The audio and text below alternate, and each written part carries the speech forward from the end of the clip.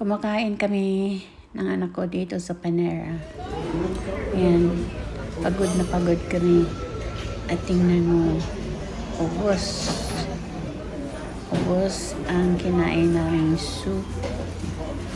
At saka, mga extra na bread. Busog. Busog po kayo. Dito guys, meron akong malaking problema. Sticker. Dahil nagka-violation sa parking. Overnight lang ha, first night namin. Ano yan, inasikaso ko agad. Pumunta ako sa Village Hall para bayaran. $43. So, ayan. Na-stress kayo ko. Layo kayo ang di pwede ma-parking kanya nga street. At bangkod, kaya nga street. Kanya ang among building as kanin. So, para maka-parking, maglibot-libot kita, alam ta makakita o parkingan. Hala, lisura sa kinabuhi dili syudad guys. Orag iso di adjust.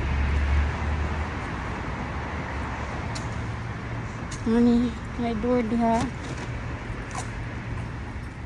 Nakakalito kasi guys, may specific days at hours na hindi pwede mag-park.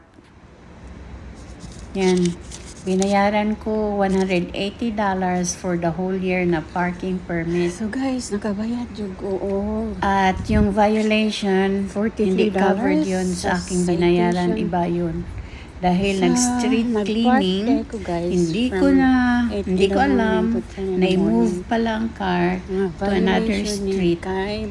Kasi obstruction sa Street cleaning street sweeper. Tuesday and Wednesday. So ayan, forced forced to pay $43 guys. atong kwartahan no. So galing ako dito sa Gisuyop. Village Hall. Doon ako nagbayad. Gisuyop ng akong kwarta. At pagkatapos niyan, ito yung mga receipt. Guys, I hope mag-follow kayo sa amin. And thank you for watching. Bye.